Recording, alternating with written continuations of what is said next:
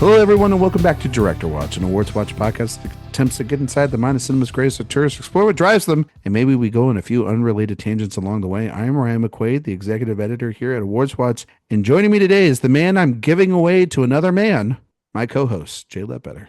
Ryan, we're talking An Autumn Afternoon, a film that poses that what bonds a family together and solves familial problems more than anything?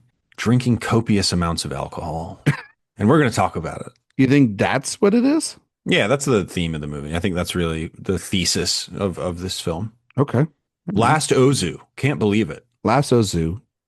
Kind of a full circle film as well, too, right, buddy? It's easy to attach an idea to a director's last movie that goes along with their last film, just based on the content, and then be like, oh, what a great final message from this great filmmaker. But this does feel that way.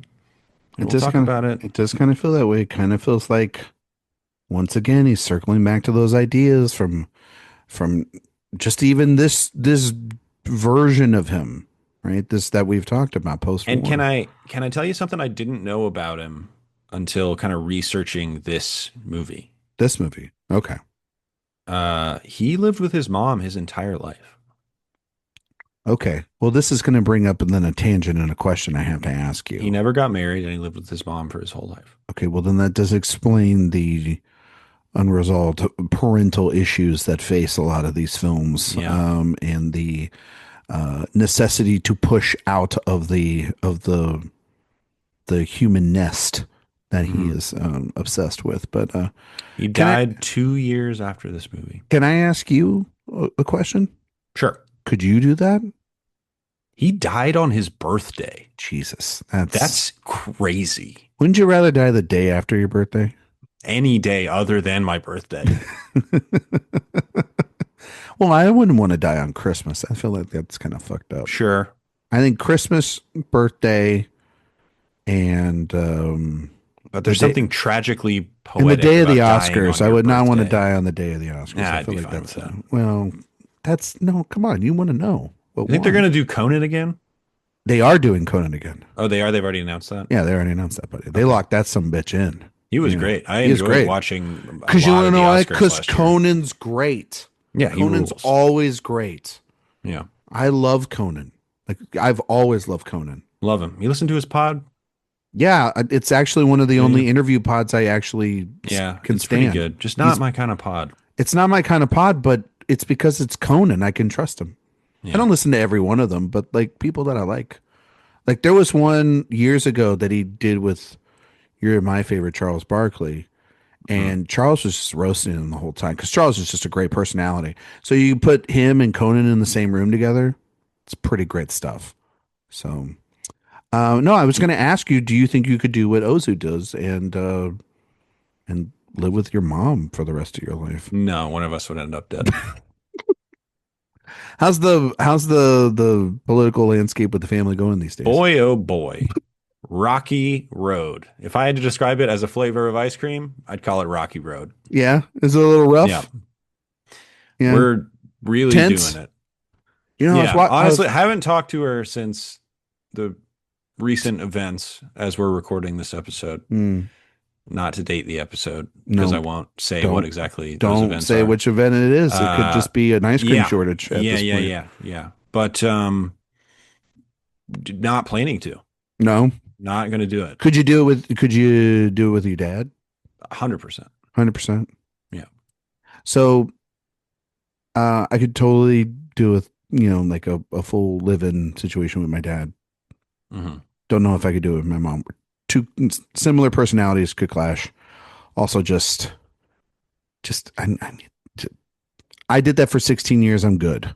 Like, you know what I mean? Like, absolutely. The last 2 years of like year and a half of high school, I moved in with my dad, and I was like, I gotta get out of here. And so, not to say I don't love my mom, but even she knows. She's like, okay, it's time for you to go home, and she knows. But we still love each other. It's just the live situation is not on the table. I'll say this too: if somebody had to stay with like Megan while I was gone on the road or something like that, it's my dad because like that would be the right person level temperament. You know, Mhm. dad's pretty cute and like even keel. Plus, he's more into the music of today and the films of today a little bit more than my mom. And he likes sports. I think sports is a really good denominator for my household. Sports is a great way to avoid conversations. Well, that's unless sports tries to blend politics into shit, and then it gets like, God damn it, sports! I trusted you, and you fucked me over on this one. Like, 361 episodes of Conan O'Brien Needs a Friend. well, It's we remarkable. and we have like 120, like close to it. We're getting there. Wait, so he's been on like however long, and he only has 316 episodes? Well, I mean, he's been on since 2020. But we're already like a third of the way there. Well, he's going to keep going, though. No, he was doing the show long before. Like, what did he really only start that in 2020? I am seeing Conan O'Brien Needs a Friend.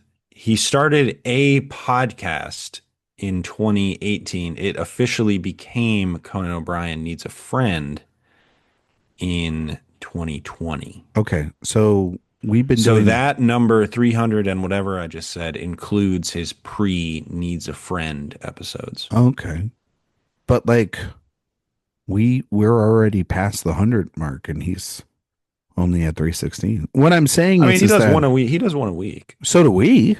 Right. So So we can't catch him. I mean, we could try. We could do three a week. I mean, honestly, would the listeners want to hear two, three a week? They don't even want to hear one a week. I mean, that's fair. I mean, would be for some really quick series. I'm trying to look at who's the weirdest guest he's had on his podcast. Would you ever go on Conan Show? Jake Tapper. I bet that was an electric episode. Was that recent?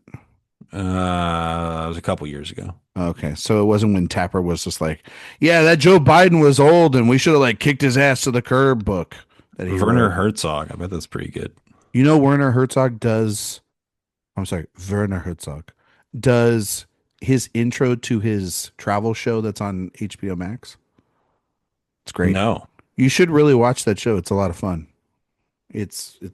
Yeah, it's a great Most show. recent episode with Spinal Tap Yeah, I'm not listening to that. because we got Spinal Tap 2 coming up. I'm going to tell you this. Not watching that movie. I will absolutely watch it when Nope. it No. comes to streaming. I think I'm good. I think Spinal Tap 1 is so good. it's great. Don't need to see old sequels like that don't work. Honestly, sequels in comedies just don't work. Did you watch Happy Gilmore 2? Yes, I did. It was pretty sorry. It's beyond sorry. It sucked. Let's just say it. Like, it sucked. It's terrible. Yeah. What's the worst movie you've seen this year? It's Electric State. Oh shit, that's right. That was a movie that existed. Yeah. Um, Mine would be Holland. Yeah. Straight to streaming. That's Amazon, right? That's the Mimi Cave or leader film or whatever her fucking name is. The person that did the Fresh movie. Remember that one? Oh, yeah. A not very good movie. With this one's with Nicole Kidman and Matthew McFadden. Right, and right. Gael Garcia Bernal, and I'm just gonna say it fucking sucked. Like, Apparently you think so. it's I mean, there's another film that's Fresh right there. Holland. Yeah. It's There's another film that's right there with it, Mimi Cave, by the way. I don't know if I mean, it's right there. I've given 3 films 1 star this year. Sure. So Holland is 1 star. Mm-hmm. I've given Splitsville 1 star. Oh, I've actually talked to several people who really like that movie. Of course they would. And then Begonia. Okay. Obviously, I have not seen yet. No, but a truly awful film.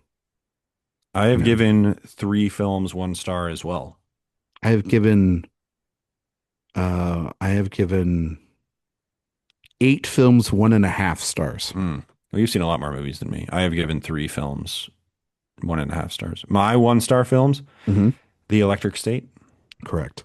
Fixed, a movie Uh, you've not seen, Either one of these I haven't seen, but I know Netflix that animated. yes. Yeah, Netflix with the bottom This two is movies of back the to year. back weeks you've Great mentioned work. fixed. I think you need to stop after this Yep. week. And my other 1 star is Captain America: Brave New World. So that's one of my 1.5s. Are you ready for my Yeah. wave of 1.5s? Yeah, sure. Be Caught, quick. caught stealing, Okay. Jurassic Park Rebirth, Jurassic World. or Jurassic World Rebirth. You know what I mean. Captain America Brave New World, Happy Gilmore 2, Hmm. The Life of Yuck. I have no idea what that is. That's Life of Chuck, but that's what I call it, The Life of Oh, Yuck. got it. Okay. And then three That movie, movies, God, Life of Chuck, I thought was almost good. but And then it it just just fizzles so but then it hard. just can't help itself from being just like discount Fablemans meets a movie that means nothing. And then three movies that have not been released but will be released: Rental Family, the Brendan Fraser film. I saw a TIFF. There's a movie called The Dutchman. Maybe one of the worst movies I've seen in a long, long time too. Truly, just 90-minute movie oh, gross. Hmm. And then Julia Ducournau's film from Cannes, Alpha. Uh, Yeah, and you my know one and a I halfs, I'll be very quick. The Monkey, Death of a mhm. Unicorn, and Flight Risk. Death of a Unicorn and The Monkey are at 2 stars for me. Yeah. And you haven't seen Flight Risk, I assume. I have not seen Flight Risk, but I own the You're 4K. not a flight. What are you talking about? They sent me the 4K for free. Okay. All right. Well, you got to watch it then. I didn't ask for it. They just sent it. I've on a weird mailing list for I need Universal. to get on this mailing list. It's a weird one. It's I don't know. Like I literally got sent the How to Train Your Dragon movie, which I feel like is an affront to my boycott of that film that they Hmm. sent it to me. So now I kind of feel like I have to watch it, Sure. but I don't want to because I don't want to watch that movie. Yeah. We're about Straight to hit up. screener. We're about to hit screener season. What's the screener that you would put on immediately to see in that crystal DVD Oh, restoration? that 480p quality. Mm. I think caught stealing feels like a 480p kind of experience. I was gonna say no. That's the way you watch Sentimental Value. Like straight up, just watch that Absolutely. in the. That's how I watched Worst Person because it never came here I at the time. think I did the same. Because I mean, Sentimental Value will definitely make it to a theater for you, Yeah, yeah, yeah. I it think was that's how I just saw Worst Person in the World the first that's time. that's how I had to because there I was no think way that's to see. actually how I saw Portrait of a Lady on Fire the first Yeah, time. remember when we had to review that and Yeah. at the old place and we watched it on like this grainy DVD, 480p. but it still looked fucking amazing. Yeah, I was still like 5 star masterpiece. Yeah, that movie levitated you. Yeah, that was a levitator. Yeah, Jay Levitator Hmm. instead of Ledbetter. Get it? That's Yeah. yeah. Not your best, but should we talk about a movie that may have levitated you this Where you week? go? Where are you going with that? I don't know. I don't know. Ozu? Should we Wasn't talk one of about your Ozu? best either, buddy. Let's just let's say We'll that. call it even and move We'll on. call it even. We'll call it a draw. We're here for an autumn afternoon. We're recording this in the dead of night, though, so kind of inappropriate on our part not to have done this in This man autumn. loves seasons He and does. Well, times. we did establish that we're both fall boys. Yep, that is What true. Jay? What's your favorite time of day? Uh, Early evening. Ooh, like what? Like a 4 or 5 p.m. I mean, What's honestly, your what I'm favorite? what I'm what I'm talking about is right after work. Oh, okay. All right, smart ass. So Yeah, like a like 6 to 7:30. can I tell you? I'm like an 11 a.m. kind of guy. Oh, if you're talking, yeah, Are we talking about like if a I make it weekend, yeah, I like it 11. I feel like I hit my stride at 11 every day, See, on a weekend, I like a but I like a late night. 3. Ooh, like a 3 p.m. Yeah. What's the best time to see a movie at? 10 a.m. on a Sunday. Really? That is a fact. Why is that a fact? It's just the best thing in the world. It's 10 me a.m. and a bunch of geriatrics watching Manchester by the Sea. It's incredible. Was that literally last weekend? I wish. They don't, since COVID, the theaters around me at least do not show. 10 a.m.s. Yeah. You know what I miss? Almost all of them. I miss the dollar theater. Yeah. We miss I, the dollar I miss the theaters. catch ups. You know what I mean? When you miss something and you didn't want to see, like, let's say you didn't want to see what's a mediocre movie down the middle that's out right now. I've been out. Let's say you didn't want to see the How to Train Your Dragon movie and spend $20 to see it, right? Sure. You can go see it for like $5 or Yeah. three No, I bucks. mean, that's totally fair. You know what I mean? And My if theater going is so weird now because, because of the kid, well, obviously I don't get to go to the theater as much because of my child.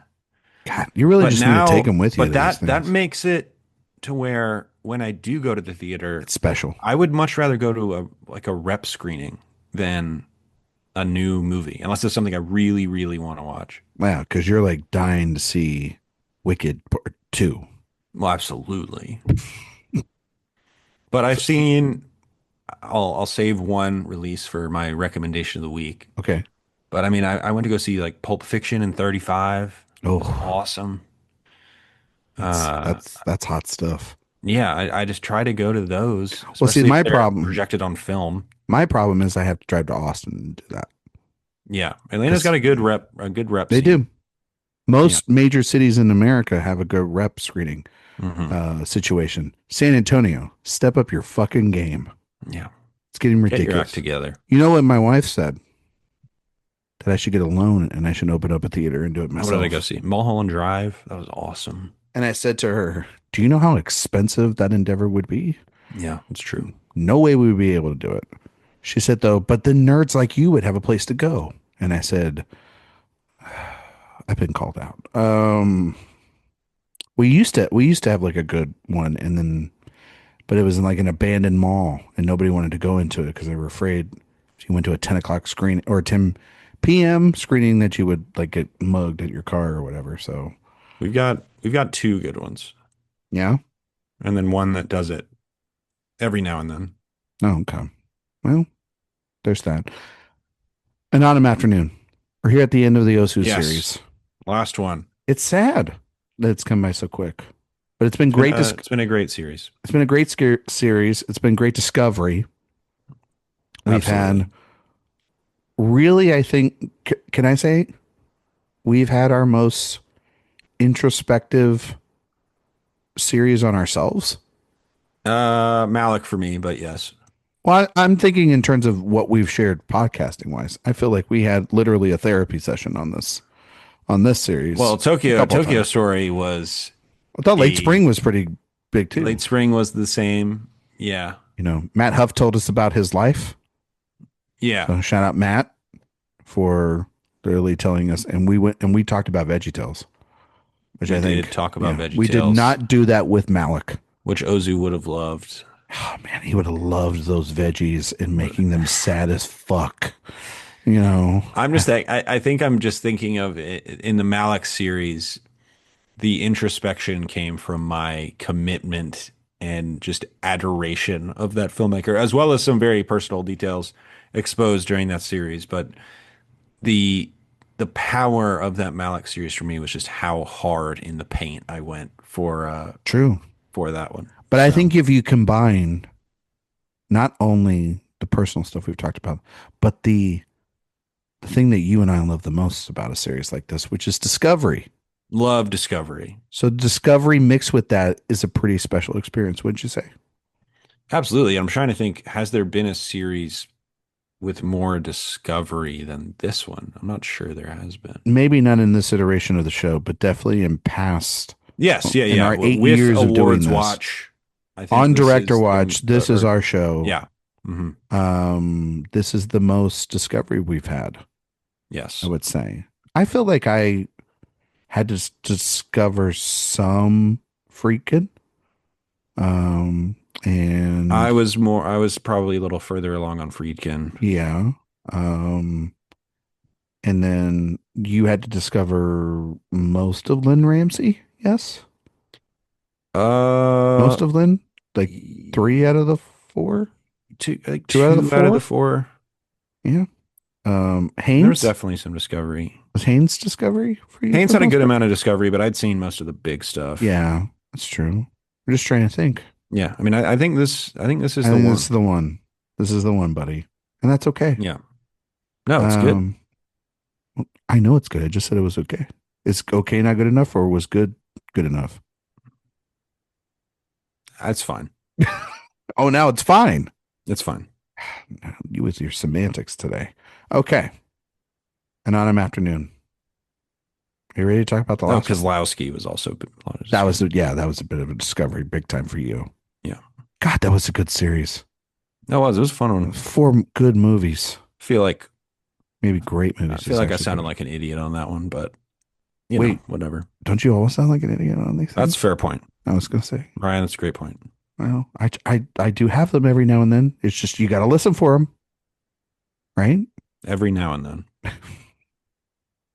How we've been doing this? What 8 years? Long time. How many times have I gotten things right? Way more than me, Oh, probably. okay, there you go. I got it on the record now. It's too late. An autumn afternoon. People are like, just talk about the fucking movie, idiots. Um, Jay, first time watch. We all know that. All this has been a first time watch, but I really do emphasize the fact that I do feel like from late spring in which we started this series and when we first watched and discovered this director, I do feel like we're in a full circle with the type of film that we're about to talk about today. I mean, very explicitly content, narrative, Exactly. as far as late spring. Yeah. And but we're at a different phase of this man's career. We'll Hmm. also be talking about the rankings, our personal rankings for this. We will also reveal who our next director is going to be at the end of this, or directors maybe at the end of this episode. But we're here to close things out and talk about a film that a lot of people consider to be one of his best. And Hmm. so, Jay, I got to ask you your thoughts on An Autumn Afternoon. Wow, shocker. Yasujirō Ozu made another great film. It's God, you're on a roll today of just being a smart ass, but I love it it. is it's great. It does very clearly have this hand-in-hand relationship with Late Spring, but it is a film whereas Late Spring is more about this inherent desire to allow your children to move on. This is a reluctant desire to allow your children to move on. And one of the most beautiful parts of it is that the father in each film is played by Chishu Ryu, who is an absolute Ozu staple and has given some of the greatest performances I've ever seen in um, this series. Actually, was he the dad in Late Spring? He wasn't, was he? I think I'm wrong. Yes, he was. Was he? Yeah. Okay. All right. Good. I'm not sure if that's true. Yes, he is. He's in every one of Oh, these he damn is. Okay, movies. yeah, he is. You're right. Okay. All right. Okay. How can you Okay. Okay. forget that goddamn Well, gorgeous smile? I second guessed myself because at first I was like very obviously yes, and then I was Well, like, you just don't want to was be. he? You don't want to be that guy. You You don't know want what to I be mean? that guy who gets that wrong. But it was also so long ago. But also, as far as The age is listeners concerned, go. it still kind of makes sense. I I mean, mean, for him, it was a long time ago. It was like like decades. In Tokyo Story, he plays a man who's 750 years old, and he was like 38 at the time. That's not exactly right, but He looked he's like. playing a man much older than himself. I mean, he did play old real well. It's one of the greatest performances I've ever seen in that film. But in this film again, it's sort of this reluctance with regards to letting your children go. And the beautiful part of this film is towards the end when it's this realization that his reluctance to let his daughter go comes from a place of selfishness to a certain extent.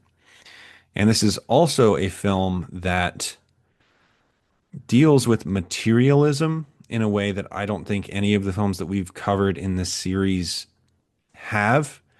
And it again, I brought it up in Floating Weeds, but this is again furthering itself from World War II while also very directly reckoning with the impact of World War II.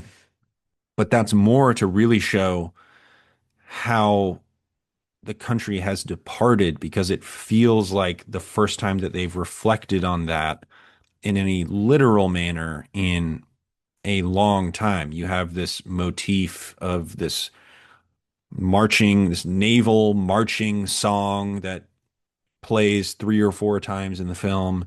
He's reunited with one of his subordinates from the war.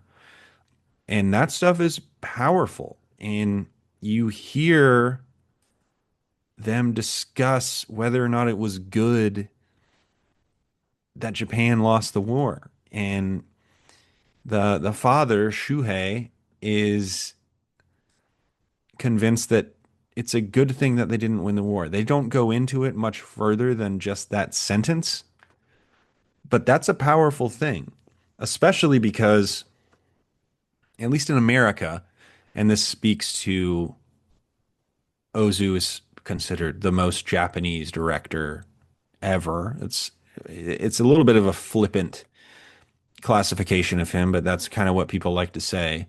And that speaks to the difference in the depiction of the way that Japanese people think about the war in America and seemingly how Ozu thinks they reflect on it. Where in America, I remember growing up learning about World War II, and the way that the Japanese were depicted was essentially when Japan lost the war, everyone was still so committed to the war that people were fighting it for the next 20 years to some extent or another. They were, I mean, literally, there were men on islands with guns and their helmets on who were like, the war is not over yet. We have not lost. We have so much pride in our nation. But here you have this man who fought in the war who just says, I'm glad we didn't win the war. It's probably for the best. But then you have this other gentleman who served with him who says, no, it would be awesome. Like they would be wearing kimonos in New York. How sick would that be? And it's a very interesting dichotomy, especially from the perspective of an American who just doesn't have a ton of familiarity with how the Japanese think the Japanese dealt with World War II. And that the shadow of World War II does loom large in this film, even though it feels like Ozu saying, kind of like I say, we don't talk about World War II enough. Okay. Obviously, one of my great takes, but this Damn, is God from damn you. I knew you were gonna bring this up. Keep going. God. this is from 1962, and it certainly does feel like Ozu reflecting on it feels like we're starting to depart from that. And the way that we seem to be departing from that is a sense of materialism invading the country in ways that it never has before. And I think to a certain extent, that materialism manifests itself in the drinking habits of some of the older gentlemen in the film, where there is this departure from some sense of honor or this desire to forget some of the darkest days of world history. And that is a huge part of the film, but mostly it's about the humanity of the characters in this film as they try to navigate the world that's only getting increasingly complicated. Whether you're youthful or older, or successful or down on your luck, this is a film that covers sort of every kind of person in a very powerful way. And I found it very emotional. It's a great last work from Ozu, and for the final note of his final film to be "I'm very lonely" is powerful stuff. Even though I assume he didn't know that this was going to be his last film, but it rings very resonant knowing that this is his last film. It's a really great film. It is it is a movie built on the formula of the first film we talked about in this series. Yes, And it very is explicitly. very explicitly so. And a film that we talked actually twice kind of in this series because we did that with really the first two films were sort of this similar formula. Hmm. But you are right, Jay. There are you have to for an autumn afternoon, you have to dig deep at and know that I think in this Technicolor era for Ozu is when he's his most contemplative and his most reflective and his most um damning at times and at his most vulnerable Hmm. as a man, as a creative. Because you're absolutely right. Like that's everything that you were saying was what I was picking up on in this film. These men sit around and it's supposed to be this also this time of the fact that they were the ones that survived. And they're sitting there and there's that the great shot like before this reunion, but there's the shot of the men sitting at the counter watching the baseball game and they all look like they're out of literally a Sears catalog. They all look like they're out of an episode of Mad Men. Baseball, the great American game. Exactly. They're all watching the baseball game. They're all in literal suits that look straight out of, Sears, J.C. Penney catalogs of the time. They look like ad executives. We're seeing more traditional apartments. Yeah. We're seeing things change. And you're right. These children are more materialistic than, even like when we were talking about materialism in Tokyo Story. And we were talking about those children in that film in the vanity of when a mother passes, like one of the children wants all the clothes, right? And why one of the younger daughters in that movie doesn't understand like that's how she's coping with this is she wants stuff, right? But as time went on and our terrible values started reaching its tentacles across the world, stuff and money and positions of power, Golf clubs. golf clubs, purses. Like this, she's saying, you're taking too much, but if you bought me a hand purse, then it wouldn't be the worst thing because then I could forgive you for doing this. Right. And that sounds It's not about using the resources, it's about how you're allocating the exactly. resources. And it's so greedy. And it's so interesting of then him having this introspective look of like, okay, well, maybe, if we didn't, him contemplating the fact of that his country would never have probably evolved to the places that it's going. The character's son wouldn't have probably the relationship he has with his wife. I think it's a movement You know, away from the collective to the individual as much as anything else, which again yeah, is a very Western that's no, that's very true. idea. Yeah. No, I mean like it is about like the fact that like it's all this you're right, Jade, that the Japanese were very much all in this together. Hmm. Their refusal to when Germany surrendered to let go. That's why our government did what it did is a statement. And of course, we don't talk about World War II enough. We don't talk about World War II enough, and also we don't show these events enough, even in Oppenheimer. And Have we talked about this? Do you know the country with the second most casualties in World War II? the second most, Yeah. First most was uh, Russia. yeah, first That's most just, Russia. yeah. Number two, Number two, I don't actually, buddy. China. China, interesting.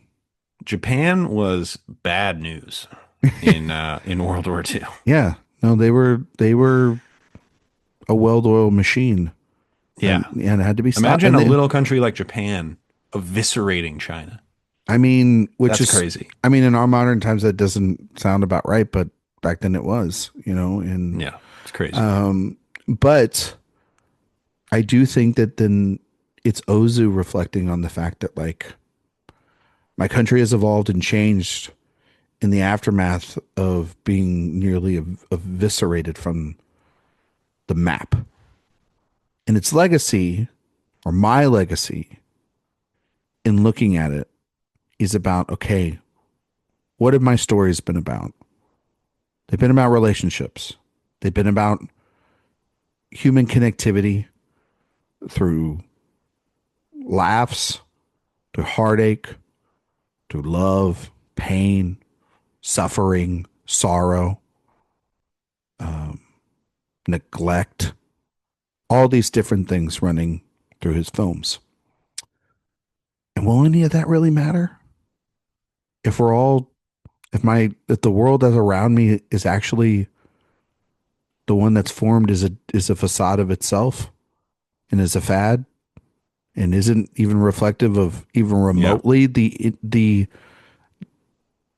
values that I thought were still going to be around, that we have actually not taken the good parts and then just reformed ourselves to a better place, that we just took it all and erased everything else from our past. And we don't and that's our future, is that we just erased and replaced. So when I was watching this, I was thinking about a director sitting back and watching that and replaying events and how Late Spring in this movie mirror one another, and how at that movie the choice that the father makes is the one of sacrifice. And you're right, Jay, and the one in this film is of selfishness. And it's Ozu looking back on that wonderful masterpiece and saying, actually, I think the guy there at the end of the film won't be better off if he's alone. And I won't be better off if I'm alone. And we won't be better off if we're alone. We need people, and we need our culture, and we need our own identity, because otherwise we just become mirrors and and reflecting the thing we want most instead of reflecting what we should be and what we are. And I actually think that that's quite Hmm. beautiful. And as a final statement, without knowing that it's a final statement, but it is a final statement. So we do know that it is a final statement It is because he maybe an dies a year. accidental final statement, but it is a final statement. It is one of I think he made a finality. TV thing after this that nobody's Yeah, ever seen. no one's ever seen that. You know what I mean? Yeah. Is that it's kind of like, if he just wanted to hang it up, he could, because at the end of Late Spring, it's one of it's a guy at a bar, and then he goes home and he's at peace. And in this is a guy that goes to the bar, gets drunk, and he's sad. He's lonely. And I think that's a little bit of what this master feels, not only about these characters and the archetypes that he's dealt with, and the relationships and the dynamics that he's done over and over again. I do think that this is a little bit about the world that he lives in. And I think it's a beautiful final statement. It is. And I think he understood that he was approaching the end of his life. He had throat cancer. Apparently, he smoked like a chimney. God, that's got to just, oh, Yeah. He that's died terrible. a year and a half ish after this came out, I think, I believe. Yeah, it's like it's about a year and Yeah. some change. Yeah, Oh, no, it is. Yeah. It's less than a year and a half. It yeah, is almost, it's like a year and a month. yeah. But maybe he saw this coming. Maybe he had fallen ill. I haven't really seen the details of when exactly he knew that he was approaching the end of his life. But when you think about the fact that he would live for only a year after this movie came out, and the main character in this film, who is to a certain extent magnanimous. He's giving money to his old professor. He's, I think, very generous in both his charity, like I just said, and also sort of his support to other people. For him at the very end of this film to just be this drunken mess, lamenting the fact that he's going to be lonely for the rest of his life. When you're talking about this guy who lived with the mother for all his mother for all of her life, which was about, she passed away about a year and a half before this film came out. Yeah. It's, This was really his ode to her and yeah, him grieving. And I think in a lot of ways, Jay, this is him saying like, my world's I gone don't know what to do. and I don't know what to do. Yeah. And in a weird way, he never left the nest. I mean, he didn't leave the nest. Mm-hmm. And it's him going back to this sort of material and being like, how do I fix myself before it's too late? And then it's too late, which it's Yeah. honestly a personal tragedy Mhm. to watch this unfold, that this genius loses his family Mhm. and then has to use this art to put himself back together. And by doing that, he's doing it on like literally the final breaths, because a year later he's gone and he doesn't get to fully find that peace. He doesn't get the late spring ending. He gets this ending. Yeah.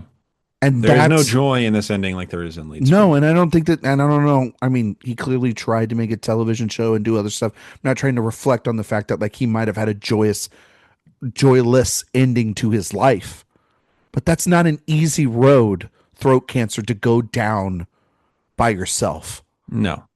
It's and so it, and you can have friends and you can have acquaintances and people that come and see you, but it's really your loved ones and your family and those Yeah, yeah. bonds.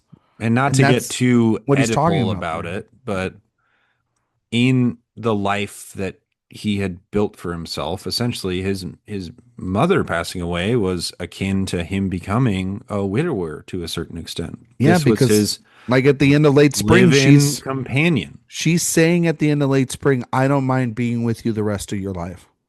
Hmm. Like he is sitting there. That's him. That is him. Yeah. And the mom, or in that case, in that film, the father is like, no, you need to get out of here. Like, you're not supposed to be here. So it's very funny and kind of contradictory that he's like making a movie about like, get out of here while you still can.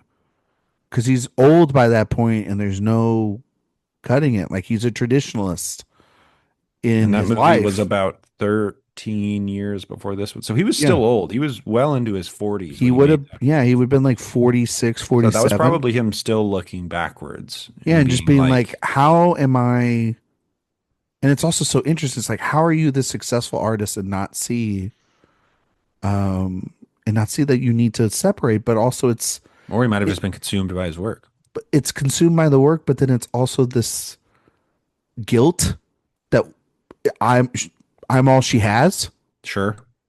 And Which is something reflected in several of his films. exactly. And if I leave her, would that have escalated her health to a level in which then she would have passed sooner?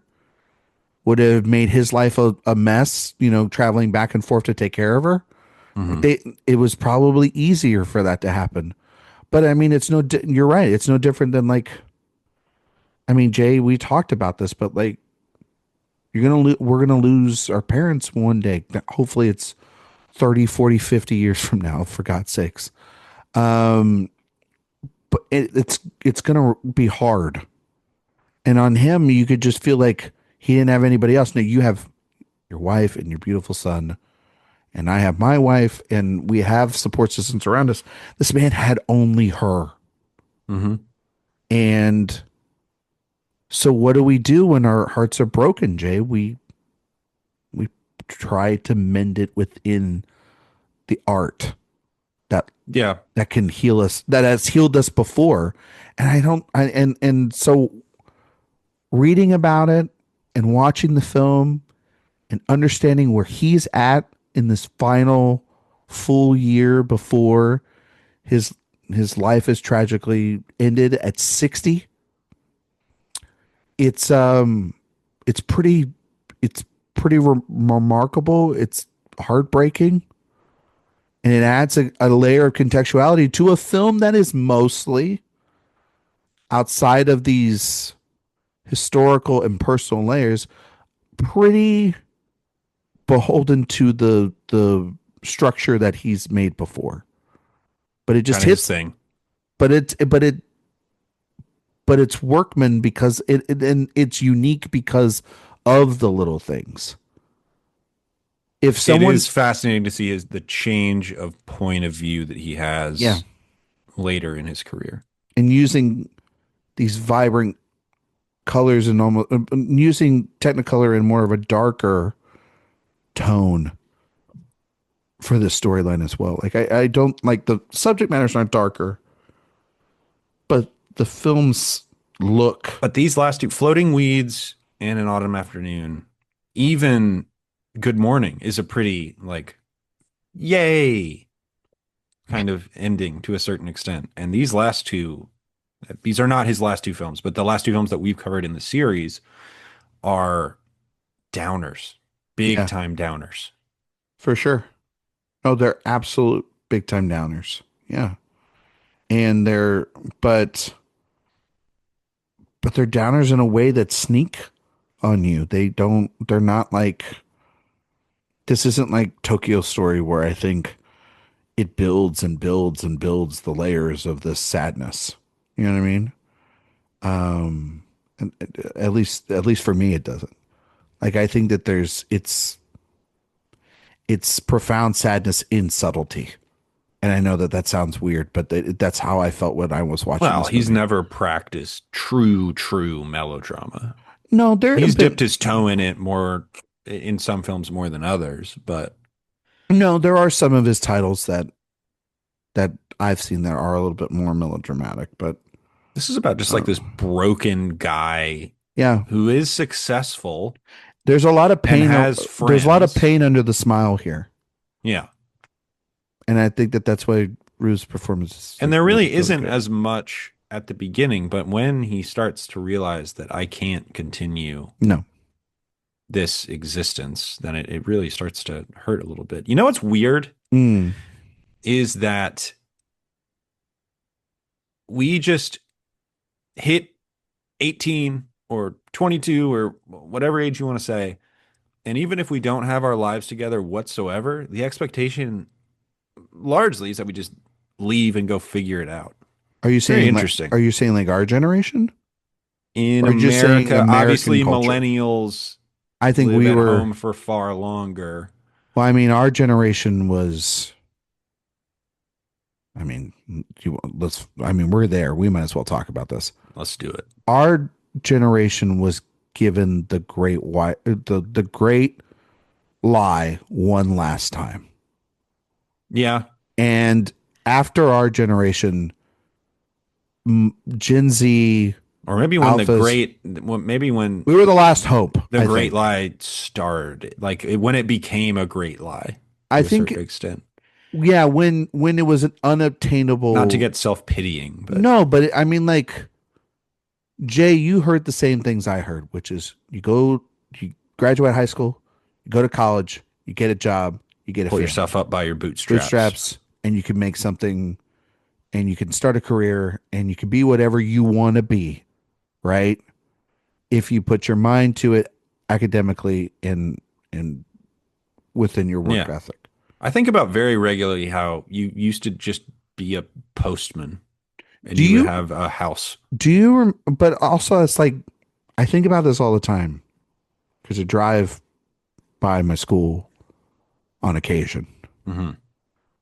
And I sit there and I go, I don't remember a fucking time I was in a classroom anymore. I don't have a memory No, I in a do. classroom. It's mostly when I was getting into trouble. I was going to say, I know it's when you're, no, but like that's Jay.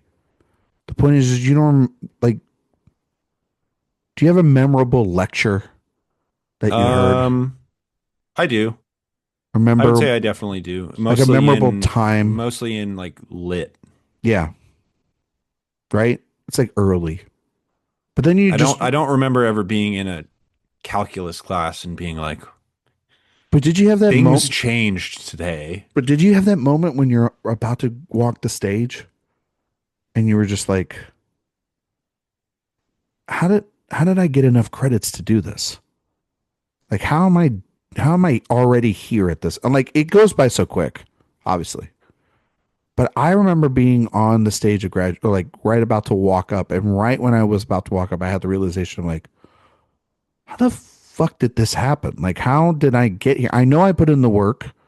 I know scratched, clawed to get my way here, but I'm like, literally, how did it happen? And I tried to place it all back in my head, and other personal memories outside of the classroom rang true, like writing a piece by For myself, sure.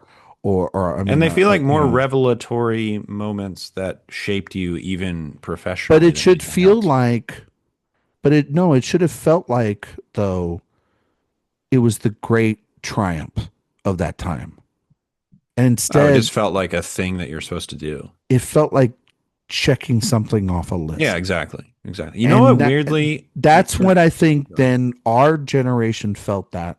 Sorry not to cut you off. no, no, no. I was cutting you off. Oh, thank you, buddy.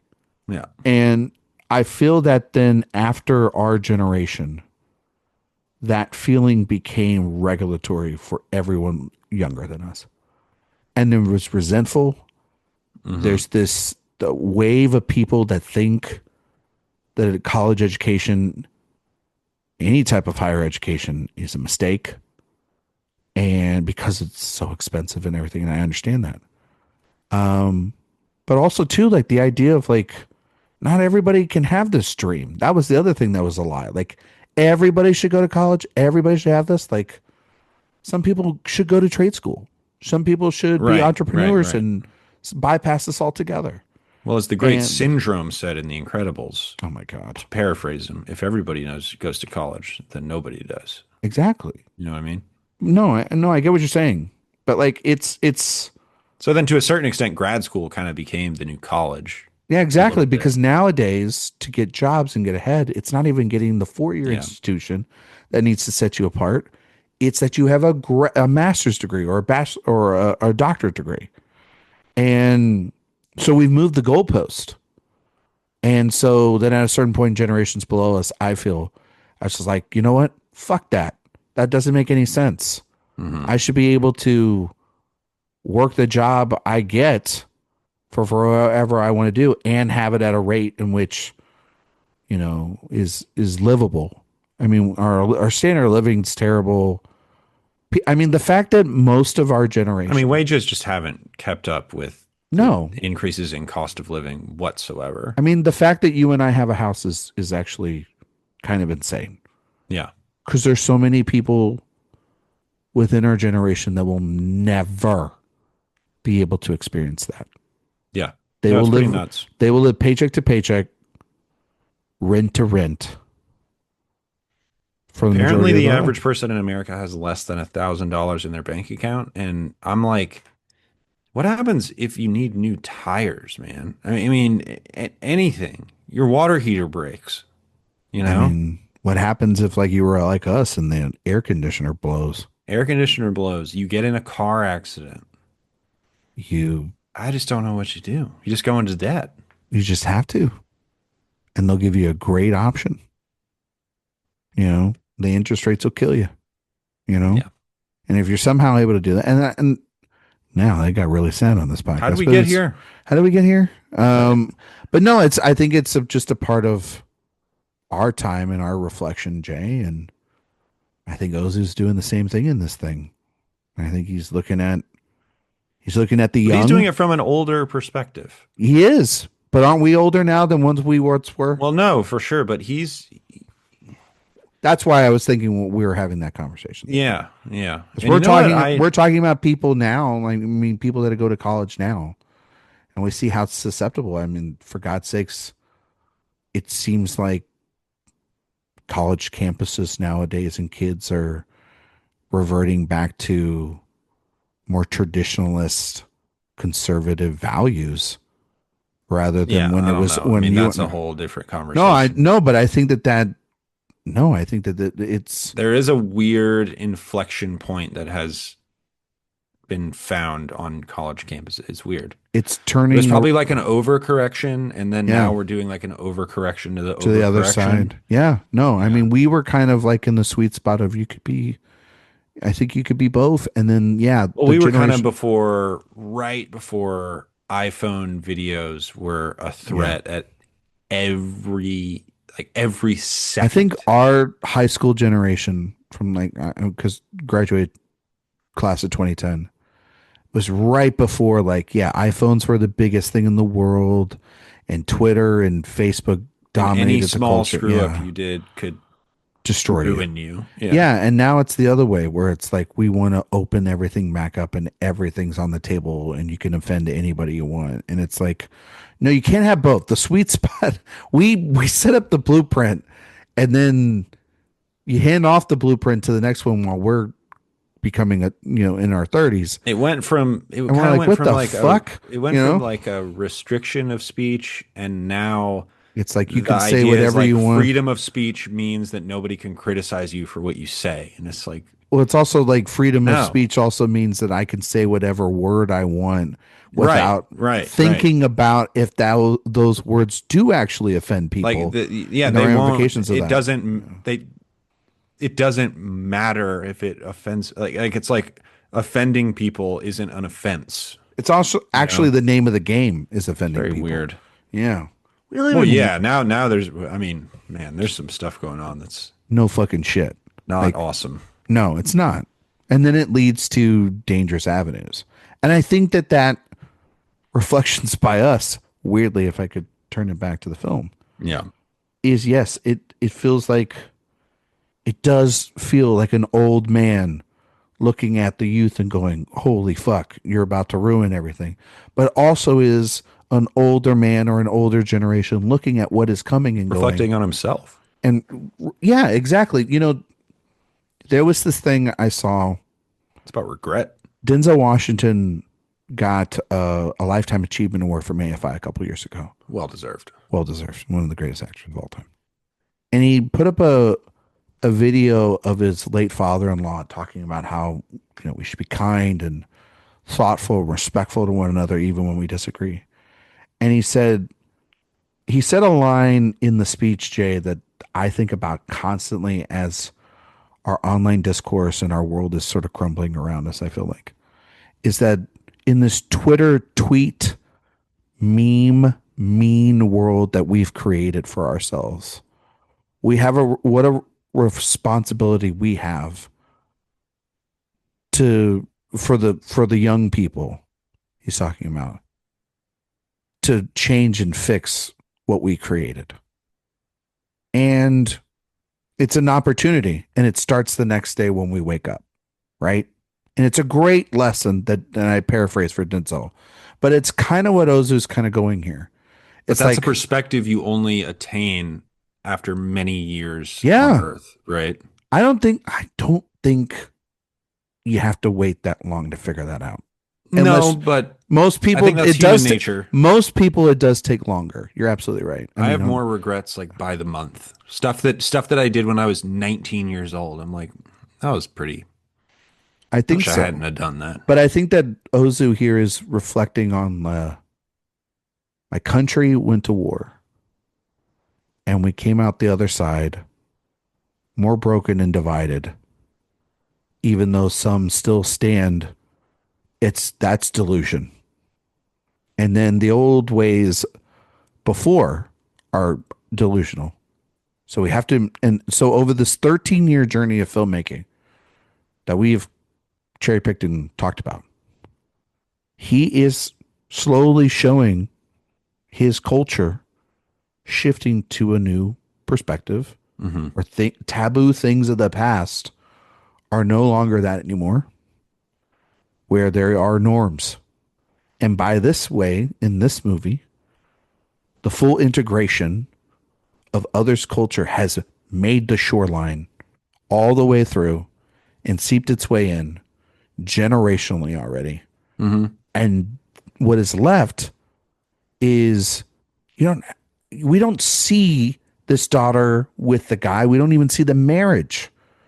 We see what he wants to show us, which is that she's taken care of and they don't matter.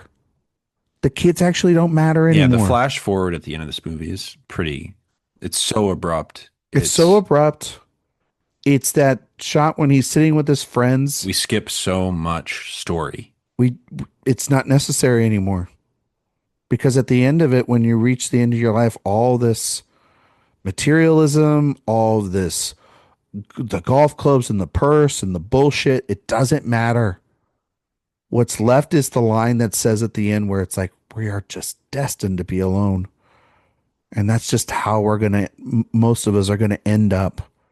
That's And just it's not how Ozu was 10 years ago or even no, 5 years ago.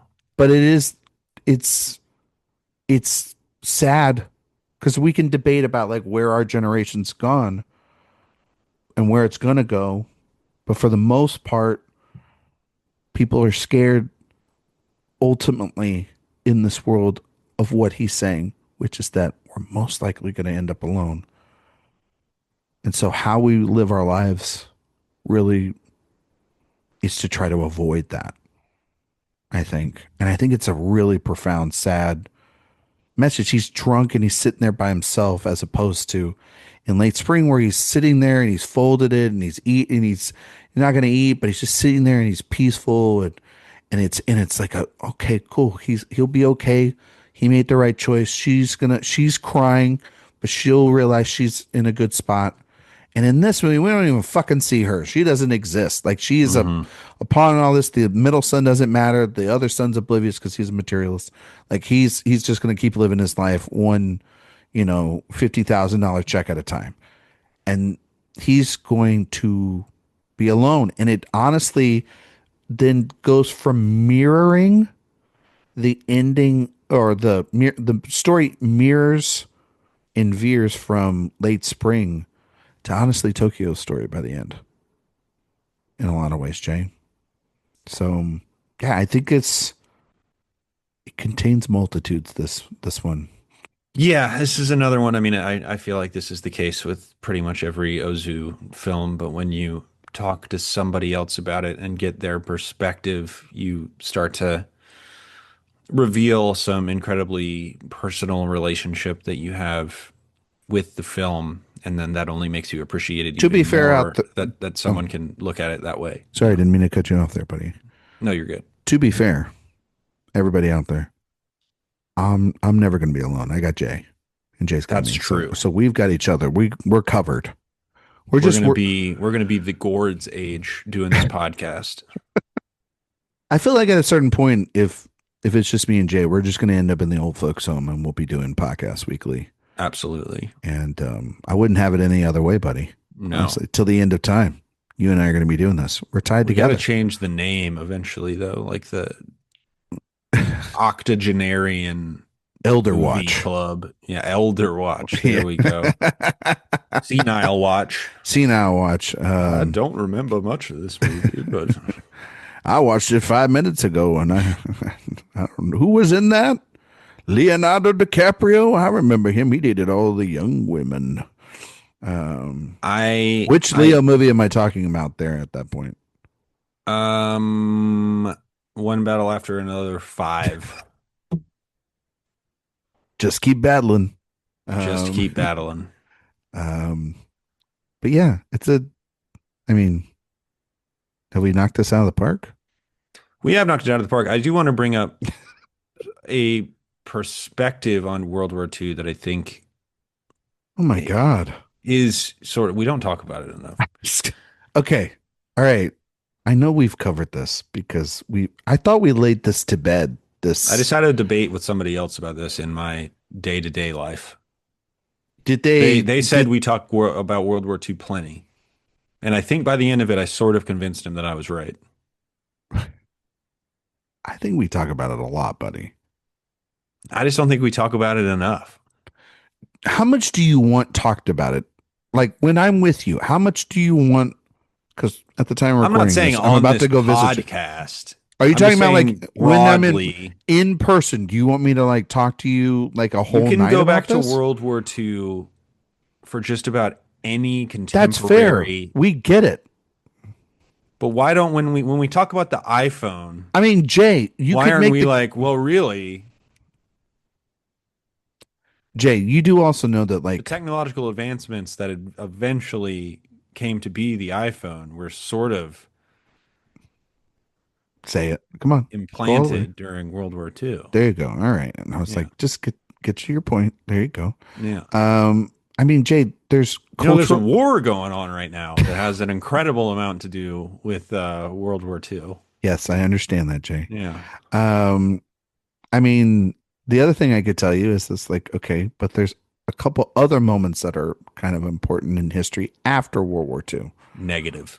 And I mean, like literally, None.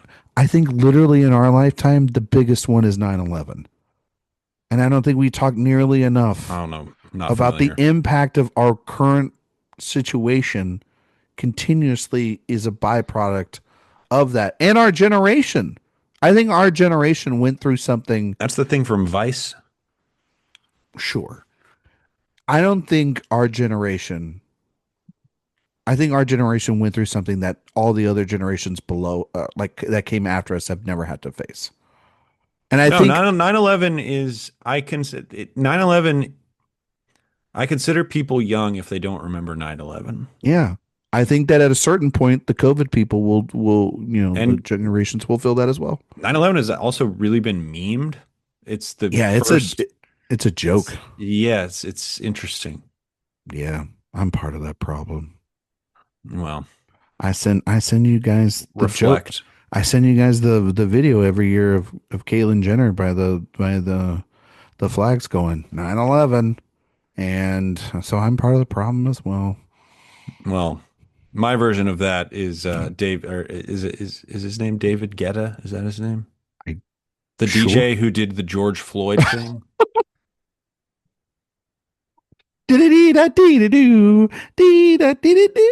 Yeah, that's I think maybe the funniest video in history. for his family and This one goes out to that's George Floyd's Floyd. family. Dung, ticka, dung, ticka, dung, ticka, dung, ticka, No, but dung. it's it's literally the do, and you're like, what the fuck is wrong with It you? is a great video. God, it's yeah, But from it's the almost as funny as when the video, and this is just, it's disturbing. Don't get me wrong, what's going on over in the Ukraine with Russia's terrible, but if you've seen the video of on CNN when the sirens are screaming right when the bombs start going off, and CNN literally cuts to in a little bit of chicken fried, and it's like an Applebee's commercial, and it's so inappropriate as the Applebee's commercials playing with I'm the pretty sure I live have seen that feed as well. going on in the bombings in Ukraine. It's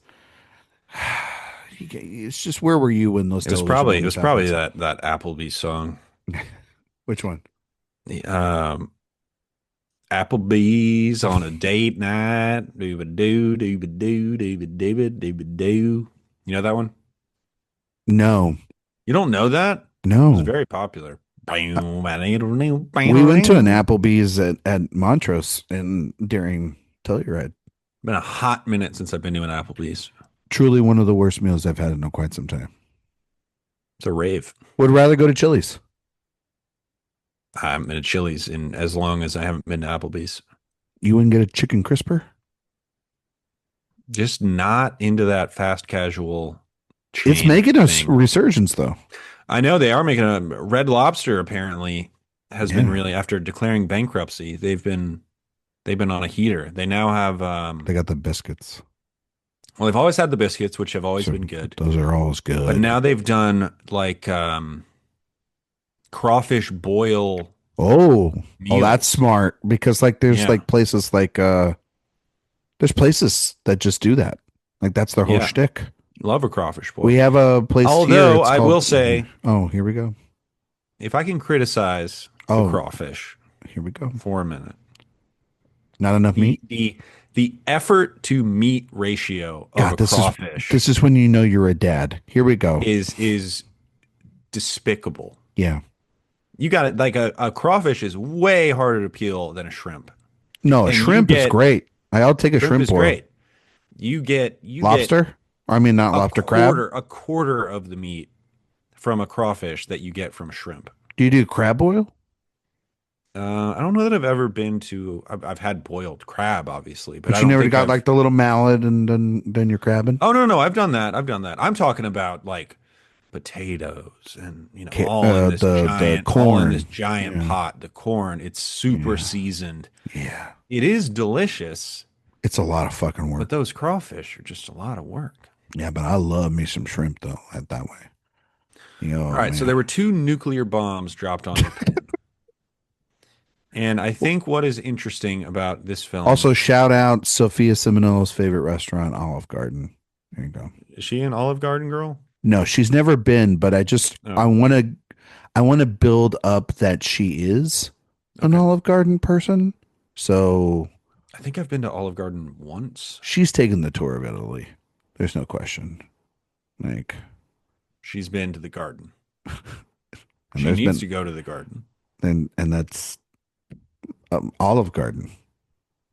Yes. So unlimited breadsticks in the salad. You've been to an Olive Garden. I once had an idea for a male lingerie store. Wait a minute. Wait a minute. Wait a minute. Calm down.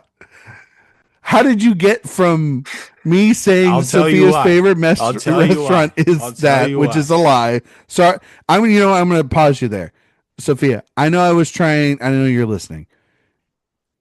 I was trying to make just a joke. I don't know where this man fucking went in his mind, but My mind needs to be studied. it needs to be studied.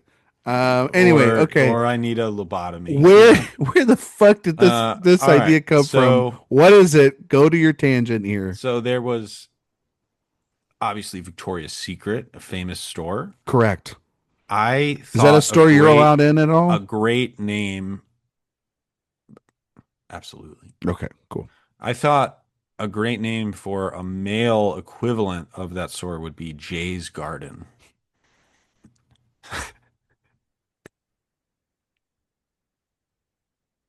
I need you to send in your resignation to this podcast. I think you're That was something I talked about regularly. Obviously, so that's where as a when bit, did you first come up with this idea? high Because it school. okay. So by talking about Olive Garden, you brought up a high school memory tonight. Yeah, it was like a Not even like Victor's bolt of Garden. lightning. You literally put your own fucking name like it's a vanity project on Oh it. yeah, for sure. Was a woman named Victoria? Did she come up with Victoria's Well, now Secret? I got to look up Now that. you've got it. Now, yeah, because if it's not, Talk then, about a rabbit hole. then All right, here we go. this episode was Victoria's so Secret. smooth. There was It no, was. there We were was getting nothing really deep. really deep, and then this guy opens his mouth. All right, Victoria's Secret. Want that for the record, Well, folks. I mean, of course, it was founded by a gentleman by the name of Roy Raymond. So you naming it Jay's Garden is actually the most selfish thing. I mean, it was a vanity project for sure. Yeah, but his name wasn't Victoria. I also don't even know what moron. they would have sold What? Oh, at Jay's Garden or at Victoria's Secret? at Jay's Garden. I'm pretty familiar with the wares you have of had? Victoria's Secret. Well, okay. Well, that's. I mean, I Also, don't here's even, another fun I story. don't even know where to go So, with this. You've broken. we my had like brain an tonight. outdoor shopping area very close to where I grew up, and they had a Victoria's Secret there. They had it at an open prison. Uh, 'Cause you something grew like up in that. an They insane had asylum.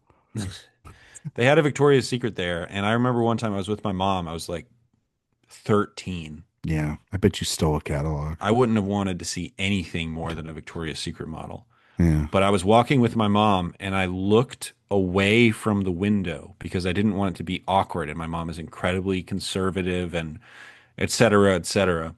And I Yeah. looked away from the window, and when we got past Victoria's Secret, my mom looked at me and she said, "I'm so proud of you for that. Thank you so much."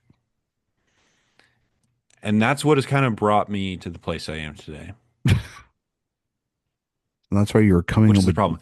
All right, gay two screen. nuclear bombs were dropped on Japan at the end of World War II. I think two And nuclear I facts think were dropped on I in the I middle of this think podcast, for God's I think sakes. what that can establish is a real sort of resentment and to a certain extent kind of pride in your nation and the people around you and a desire to reform your or kind of bring back the familiar to a certain extent. Sure. And what I find so interesting about this film and this time is that the same people that brought about this destruction to your country has become an incredibly culturally influential That's interesting. part of what your nation has become.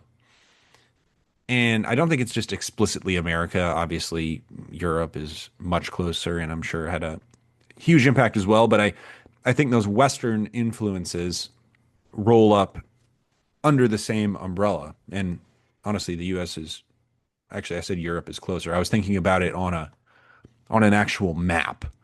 The US is probably actually closer than all of Europe, maybe. Like California is probably closer than Eastern Europe. Probably so. Yeah, but I'm just thinking about it, like on the map, like Japan's way over here and then the US is on the other side Yes. and it doesn't look like it comes together. Correct. But if I'm looking at it on a globe, Uh, probably closer. But I think that's an interesting element of the film. It turned into something stupid, but that's just no, sort I of no, how I I podcast. yeah. Well, that's. I mean, no, everyone's listening to the show, right? Um, no, I think that that is an interesting nugget of information, Jay, that you're leading us down here on before your joke, which is that it goes back to the original premise that we're talking about, which is that there is ramifications. Maybe World War II is really important. Um, maybe it's the most important, but there are ramifications to and causalities and ripple effects of war outside of just winning and losing. There is, the friend of his says, "Oh yeah, well they would be if we would have won, they would be wearing kimonos in New York." Um, yeah, probably so. Or I mean, like they've this is the what ifs of history, right? Hmm. Being literally presented in the idea of like though Ozu being aware of like, hey, our world is forever changed because we surrendered and we lost, But maybe for the better. but for the better, but also for some things for the worst. Maybe for Because the I long term better, but sort of for the short for the term, short term, the echoes of it. I do think though he is worried about materialism. It's something he's Yes. slowly looking at in terms of some of the earlier films we talked about. He's definitely concerned about it here. The one son's relationship is massively built on materialism. It's massively built on gifts and presents and money and He is a possessions. baby. He is a fucking child. And how is that supportive? How is that a life that will lead a legacy beyond what a legacy that would make that father proud, right? Like if, and it goes back to Tokyo Story and when I was saying earlier, where that one daughter cares only about the dresses. Now that is a person that is grieving in a way like that we interpreted that in multiple ways. Like that could be literally somebody being materialistic. That could also then be later on the fact that like this is their way to remember their mother is through the clothing and the possessions that she owned in Hmm. order to own a piece of her. But in this, he's not doing that. He's literally looking at this couple and saying, this is actually weirdly the future. or this is the present of the new shiny thing is to look like you're saying, Jay, like the people that beat us in the war. And the catalogs and everything that's being imported over here is this is the lie that we then were fed as a generation, generations afterwards, is the American dream. Only it is inside Japan. And then, so when a more traditional thing like the wedding happens here, we jump forward and we don't need to see any of that because society kind of dictates what the relationship that we see here is going to mimic any other relationship afterwards. Yeah. And It's that's what he's shorthand. saying there. It's shorthand Yeah. for saying everyone's going to be like this. They're all going to be materialistic because that's the in thing. That's the phase of our reconstruction mentally. And it's marriages of convenience. Yeah. It's marriages of Most of these marriages are still probably the last generation of marriages that'll be married off. it feels like an obligation. No. Yeah. Yeah. And so how do you fill in an obligation or a maybe lesser than, acquaintance or love and attachment? You buy things to shut people up. You buy things to buy the time so then so you have a new toy, a new thing. But the thing about it is that if you're not creating those bonds and you're not creating something beyond materialistic value, if you're not creating affection and love, then you really don't have anything. And it's actually quite sad. Like all these people are quite sad by the end of this film. I think it's a Ozu kind of saying like everyone's kind of fucked. Like, Yeah. our future's kind of in the hands of whatever we want to create off of this. Like, what's the next phase? He can't see beyond that. He sees that this phase is the next thing, and most likely, it's usually when someone sees a bad phase coming. Yeah. 9 times out of 10, something else worse spawns off of that. So, Yeah. yeah, Basically, every character at the end of this movie is sort of at an emotional place that the characters in Magnolia are when Wise Up plays. yeah, It's just like at it's their not lowest, going not going to stop. to stop. It's Yeah, not going to stop. it's not going to stop. See, you're even giving me It's not going to syndrome and stop shit. culturally, and it's not going to stop No, personally. It's but it's not going to stop internally, it's not going to stop. emotionally. Yeah, it's Yeah. really good stuff for Mozu. It's a great film. It's a great film. I'm really sad that he passed Yeah. after He was this. young, 60. 60s, yeah, but he was also a chain smoker. He's And he drank a 60. lot. He was 60, but he made 54 Yeah. films. That's fucking I mean, early on, insane. that silent era, he was just churning them out. I think that was really, I mean, but that was probably just an easier time to do that, I would suppose. Like he made 6 movies in 1929. That's, He did even more in 1930. One, two, that's three, four, crazy. five, I mean, six, like, 7 in 1930. all I'll say is Steven Soderbergh, get on his level. What are you doing? But let's look at, okay, so after sound films, he started in 1936. 3, 4, 5, 6, 7, 8, 9, 10, 11, 12, 13, 14, 15, 16, 17, 18, 19, 20. He made 20 in 26 years. So still a hell of a lot, Yeah, but not quite as prolific as his silent era. yeah. But still, a ton of movies. And I got to go back and watch more of them. And I guess we're done with Ozu. Do you have any final thoughts? Oh, I mean, yeah, I mean, talking about these movies, seeing these movies are one thing, then talking about them are great. And so I want to, Jay, thank you for suggesting this. I think we kind of both did, but I think this was really a you suggestion again. Um, I just wanted to watch Discover. Ozu films because Yeah, it felt like we such a needed blind to. spot for me. Yeah. Yeah, for both of us. Yeah. And Jay usually knows the movies I'm going to like. I think you've got a really good tap I wasn't even on. sure that I would like these, but God, I love them. No, but I think you have a good sense of you really do, buddy, have a good sense of curating what would be the right thing for us. And I think um following some of the series that we've done this year, especially after Verhoeven, it's such a swing, I do like that but hard turn. it's such a hard turn, but it's such a great turn. Yeah. And From he's Hollow Man to Tokyo Story. that's what I mean. You can't say the show doesn't contain multitudes, buddy. I I cherish watching these movies and this experience and talking about these movies with you, Jay. And yeah, I mean, it sounds very down because I mean, like literally, this was the last movie he ever made, and it's really sad. It's really sad this is over already. Do you But know what his there's gravestone says? oh man. Well, hang on. You can read it in a Yeah, go second. on, and then I'll Yeah, I'm excited that there's more that I still have to watch and find and because I only saw 12 of these, but there's like what 42 more of them.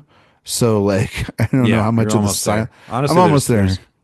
there's probably There's probably like five more 25 that actually you can actually matter. watch. Yeah, exactly. So Yeah. I am excited about maybe diving into those in spare time and catching up, kind of like what you did with. I mean, it was different than with Altman. Like you just kind of just dived headfirst and all that stuff, but then over time, like I went back and watched some of the films that you watched at the time when we did that series way back when, and just grew to discover and find new things about a director that I have deep affection for. So I am over the moon that we did this series. What did his gravestone say? Nothing. God, that's He shares a grave with his mother, and all that it has on the gravestone is the Japanese symbol for nothingness. Jesus. Yeah, That's he's a hell of a guy. God. I've loved the series. I That's a love gut punch. Ozu. I will say, as I brought up on a few episodes, I don't think binging is the way to watch the filmography No, of Yasujirō Ozu.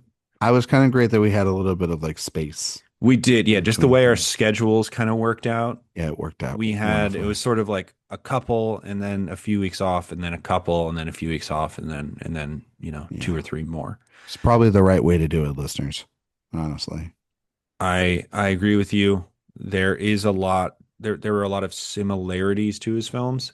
I mean, the benefit of watching them close together is that you can really pick out the small things that differentiate the films from each other.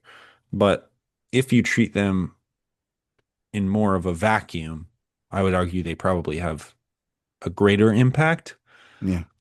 And I do plan on going back and watching many more Ozu films and rewatching the ones that we have watched because there's not a film that we covered on the series that I wouldn't call very good, and Hmm. almost all of them are great to perfect. Yeah. So, so glad we did this. So glad we did It was this. a great time. Jay? He's never been nominated for an Oscar. No, he's never been nominated. I was gonna play the game, but I mean we kind of don't need to. We know the Well, ending to we this. can say what we would nominate this movie for. That's true. So with that in mind then, Jay, since I was gonna bypass it, but I'm not going to because this is a show and we're nothing but not consistent. Jay, before we get out of here, we're gonna test your award season knowledge based on the film we just reviewed. An Autumn Afternoon. In the segment we like to call It's an Honor to Get Nominated. Now, this movie came out in 1962. Yes? 1962. 1962 in Japan. So this would be 1963, the Oscars, based off of the rules we previously established. Um, ceremony of the winner was a little film called Lawrence of Arabia. Pretty good movie. The Longest Day, The Music Man, Mutiny on the Bounty, and To Kill a Mockingbird were the other films. So, I yeah. mean, Lawrence of Arabia and To Kill a Mockingbird, kind of classics. The Longest Day is sort of a classic, but kind of bad. And Are I you haven't thinking seen The it. Longest Day or The Longest Yard? I'm thinking of The Longest Day. Okay. I have not seen The Music Man or Mutiny on the Bounty. Okay.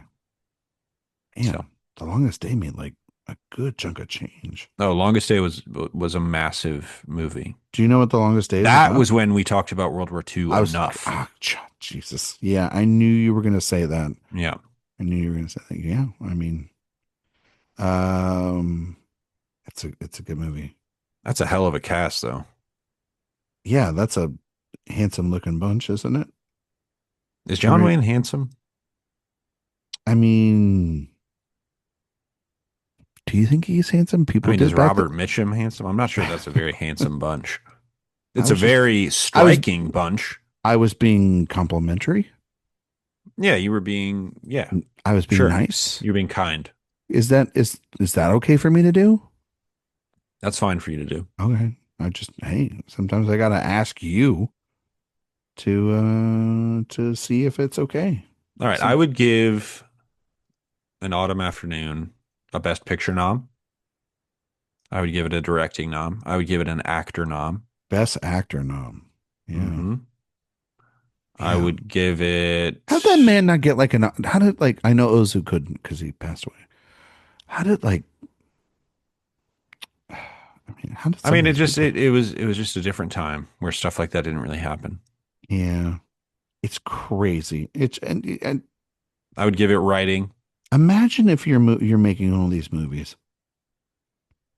Yeah. and Well, half it's just the wild that it didn't even get best half foreign language film. half the world doesn't see your stuff for Yeah, it's crazy. And now you're one, two, considered one of the greatest one, two, filmmakers of all three, time. 4, 5 decades sometimes with some Yeah. of these titles. It's fucking nuts, man. It's insane. Yeah. This is why when I say this, and I truly mean this out there to anyone out there that's listening. But if you do have the chance to be polite about this. But if you are able to, in any capacity whatsoever, um, see someone that's creative, or whether it's like a Q&A or a talk, or you're passing them on the street, or they're not while they're eating. I hate talking to people while they're eating. That's terrible. Leave them alone. They're trying to eat. But like if you find a moment to tell someone that you love, creative, that has made something creative that has affected you, don't hesitate. Go and tell them. Life's too short not to tell them. And guess what? 9 times out of 10, if you do it in a mature, kind way, they will be receptive to it. They will. And so that's why I say about Ozu, it's like, I don't know how much this man got his flowers when he was alive. I mean, the idea of making 54 projects is one thing. So definitely in his own country, but around the world, probably not as much. And that's kind of sad when you really think about it. No, Like it is there's, sad. I mean, there's a lot of directors nowadays, and I think because of social media and because of Letterboxd and because of the world that we live in, you make a movie, you will find a fan base for it. Maybe not to a certain extent of other people, but you will find a fan base for it.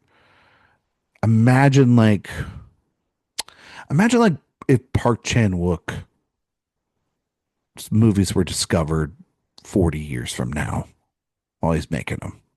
You know what I mean? Well, yeah, I mean that was the case with a bunch of artists, right? It was You just know, you never found success until you died. which is crazy. Yeah. It's just insane. It's just I an will insane thing. say I would give this film a lot of nominations, but I think every category I would nominate it for, I would just give it to Lawrence of Arabia. Lawrence of Nuts. Arabia, good movie. Yeah, you seen it in 70, right? I did. It was a religious experience. I think it's one everybody has to experience at least once in their life, is to sit there and see those prints. It's incredible.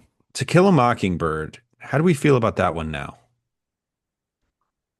I mean, I love the book. I think I'm still pro movie. I I'm think. not one of those people. Hang on.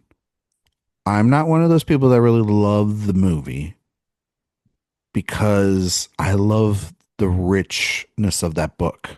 Yeah. I also understand out there all these people that I don't know. It's I mean, unpopular. the movie's very Yeah, it's very Hollywoodified. Hollywood. Gregory Peck is really good, though. He's very good. He's like it's very hard for me to not see anyone play Atticus Finch. Though I think Tom Holland could nail it. well, that Sorkin did a stage adaptation of the book. Jeff Daniels, right? And Jeff Daniels, yeah, I was like nominated for the Tony for it, I and bet it was a very not like preachy, annoying performance. no, I would probably assume that you really can't go too far and make it about like the Obama era politics, like a newsroom. But I'm pretty sure. I mean, he got critically acclaimed for it. This wasn't one of those like Sorkin's. It honestly, I heard really good things about it, and I've always wanted to see the Yeah, production. I do think I saw that got pretty. It's honestly one of those things where I'm like, why don't you just make this into a movie, Sorkin? Like, you just. But then, of course, such a good director. Oh, he's such a good director. I mean, that Social Network 2 Social Network 2 can't wait. Is that movie going to have even a remote chance of being good? No, that's going to be like The Hobbit to Social Network's Lord of the Rings. You don't think though, like it's not an interesting enough story that it could supersede? Like he could knock it out of the park with the script, and it would not matter about the director, right? I do think that it's not an interesting enough story to justify Okay. it existing. What if it is good? I would Great. love it if it was good. Yeah, because you're gonna see it. I'm definitely going to see it. Yeah. You know who's a better director than Aaron Sorkin? David Fincher. You know what's good when it comes to Aaron Sorkin is a director filtering his nonsense. Yeah. No, I don't disagree, but that man is busy making a Cliff Booth movie at this moment. So, and kind of doing exactly what you're saying he should do with the Sorkin. He's doing that with the Tarantino script. Am I excited for that movie? I think I am. You need to be. It's a Fincher. I mean, Fincher, I love Fincher. I don't think he's ever made a bad movie. No. So you've been doing this to yourself lately, and I need you to stop. You did this with one. Make me more inclined to like a movie when my expectations are low. I think so, but you've done this and put yourself in a hole a little bit with One Battle. We haven't seen it. Well, this is the problem. We haven't seen it as of this recording. We have not seen One Battle After Another, but everybody keeps saying it is the masterpiece of our time. The greatest film ever made. Yeah. Yeah. Since I know the one where they shoot a bullet into the moon. Yeah. What's that one called? Dr. Strangelove? No, the one like the really early one. Oh, that's the bomb in the moon. Never mind. Sorry. I don't know. I thought you were going on a way different other place that you shouldn't have gone on. But A Trip to the Moon. That's what it's called. There you go. They shoot a missile into the moon. Yes. Correct. You ever seen that one? Not since college? It's from 1902. Yes. I understand that. It was directed by George Méliès. Oh, sounds like we're doing a Méliès series here soon. No, I get that, but I think you need to have faith in the directors that you love and not be cynical about the people that you love. I have never. I will say you are. I'm not. No. You are. The record is not accurate that I have not been like One Battle After Another is going to be good. I have always said it is going to be good. The thing that I have doubted with it is its Oscar chances. Yeah, well, you're going to be wrong on that one this year. I stand by it. I think it's going to be too challenging and weird to win. Sure, a lot of Oscars. It might win It might win screenplay because screenplay is where the weird movies win. I don't think it's going to be as challenging as you think it's going to be. I think it's going to far exceed those expectations. So that's my prediction. We'll see. We'll see. I've stuck by it. I'm looking pretty good. We're seeing it in just a few days. I know. I think I'm looking pretty good though. If anyone's kind of looking bad about it, it's you. Gotten a lot of critical acclaim. Yeah, for sure. which is great. but so have every other PTA movie, I guess. Yeah, You can exactly. say, but we'll see. Who That's what I'm knows? saying. Who knows?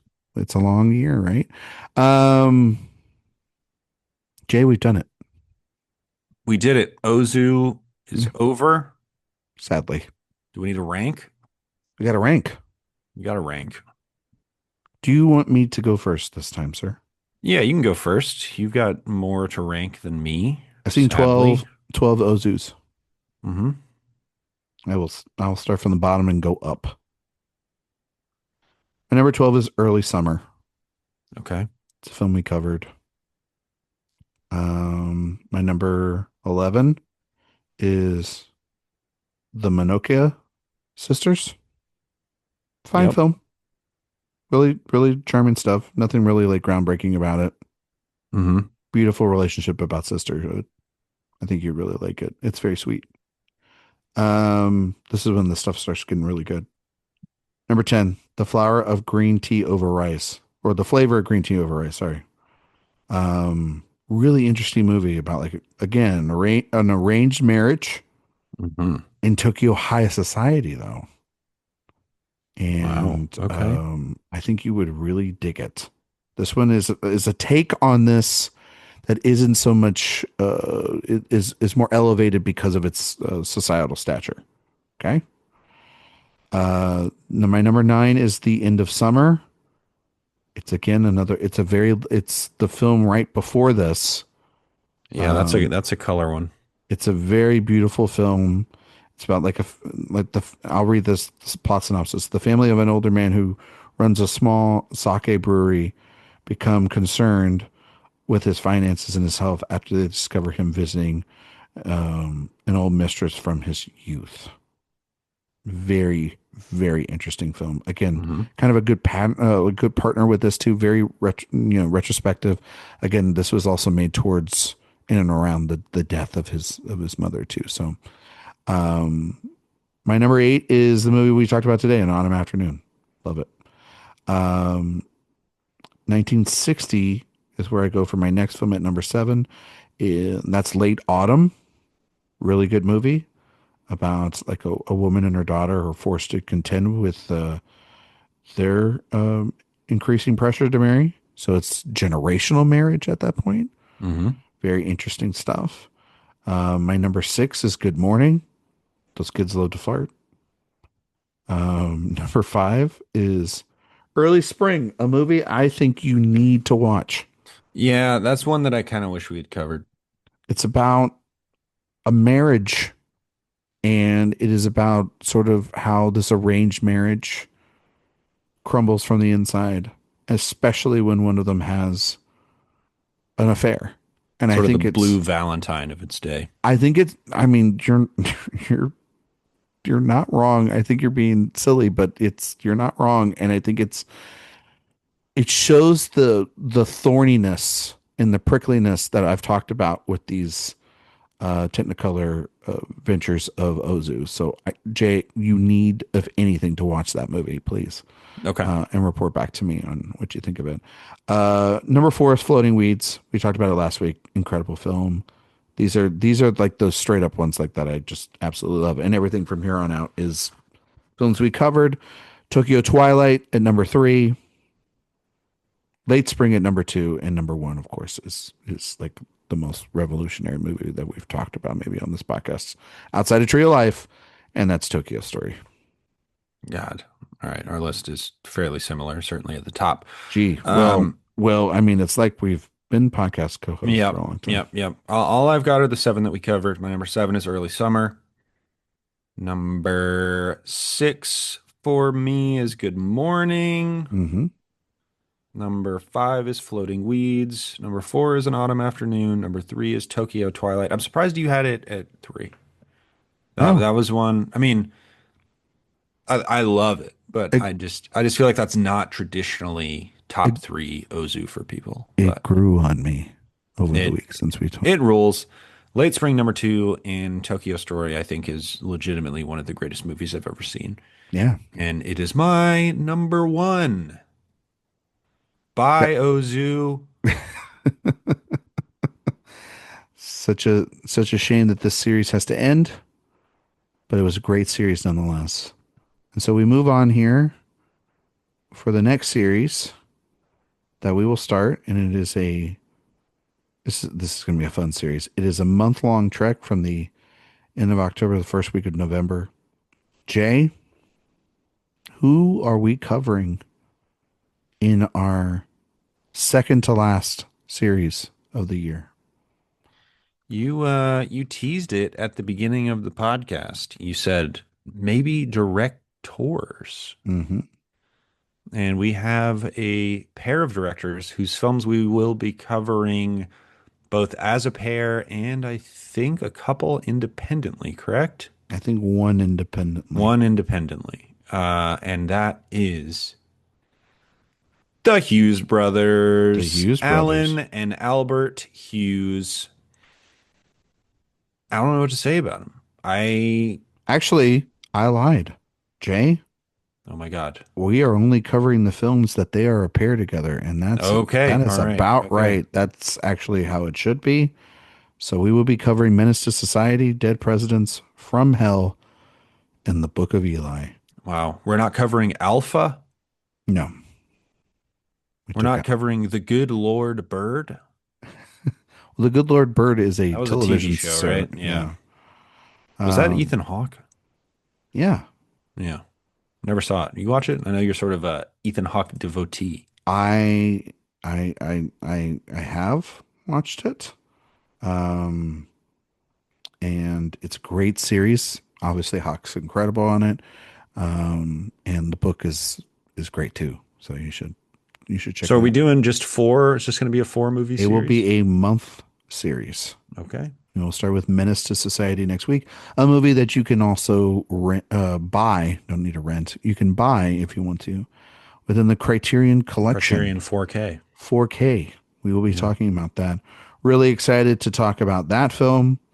Really excited to talk about Jay's best friend, Johnny Depp. And of course, talk about our guy, Denzel. Denzel. We So it's mentioned Menace him. to Society, and you skipped Dead Presidents. No, we're doing Dead Presidents. No, It's I know. Menace. I'm saying Yeah. you didn't mention it. Oh, and then yeah, we're doing Dead Presidents. I'm Menace to sorry. Society, Dead Presidents. We get to talk Depp in Yeah, From from Hell, which Hell. I'm excited about. And then the Book of Eli. The Book of Eli. Book of Eli is the only one of those I've seen. Okay. Yeah. Interesting. So still a little bit of in discovery mode Yeah. for the Hughes Yeah. brothers. A really interesting series. Book of And Eli, a movie I've almost rewatched like 15 times. I saw it in theaters. Have a great story with that. I did as well. Have a great story for that I don't episode. have a great story. Well, you should have great stories for these shows. No, I'll just bring up something random like my idea for Jay's Garden. Yeah, I'm pretty sure you need to patent that before one of our listeners takes that from you by Hmm. the end of this. Yes, we will be back next week. Menace to Society, the Hughes brothers. I'm so excited about this series. Honestly, It's going to be it's a very fun. it's honestly also again a great swerve from what we just did with Ozu. Yep. It'll be a lot of fun, and it'll be also very interesting to talk about these men and their collaborations. And Pace of those films, I assume, will be slightly faster than Ozu. I mean, sure. I mean, one would hope, right? Can't be as methodical as Ozu. Not many people are in this world, Jay. Nope. So we'll be back next week to talk about those films. Thank you all so much for listening, and we will see you all. Oh wait, Jay, we can't leave I yet. was about to say, wow, Wow. We really didn't even. trying to get us out of here. I am so sorry. I almost forgot. Jay, can you tell everybody where they can find you on the internet as well as give a recommendation of the week? My total bad, everybody. I was Yeah, just like yeah. ready to get us out of here. Is this your first time? I You could find I me guess so. online, Letterboxd, J Ledbetter, Twitter at Mr. J Ledbetter, and any writing I'm doing over at awardswatch.com. My recommendation of the week, I had truly one of the greatest cinema experiences I've ever had last week. I went to go see Speed Racer projected on Oh, film. hell It yeah. was incredible. I think the last 10 minutes of that movie are some of the it's just some of the greatest cinema of the century. I really honestly do believe that. Truly, the first 10 minutes and the last 5 minutes as soon as his car breaks down in the final race in Speed Racer, it just turns into a type of cinema that I'm not sure I've ever seen before or since. Mhm. And it was an incredible environment, sold out screening.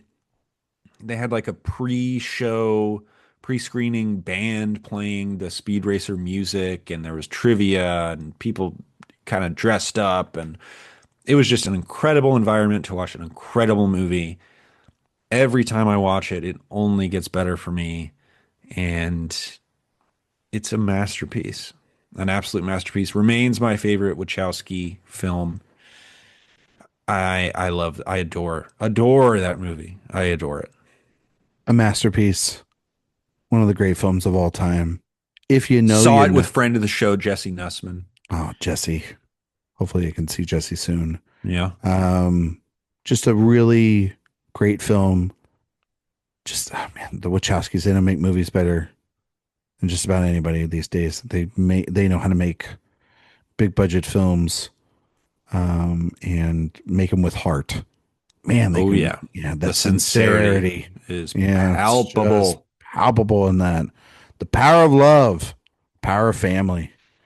And it's one of Um, those movies where the visuals, which are so non-traditional, a lot of people call them ugly. I call them entirely purposeful and yeah, trying to mimic a certain aesthetic or kind of create a new aesthetic inspired by a classic aesthetic that I think works incredibly well and also allows the Wachowskis to manipulate the visuals in ways again that nobody else has ever done. It was a no, huge bomb. I think it was a huge bomb. I know, not to mention Sophia again, but she and many others do not like this film, and for that I say, shame on no.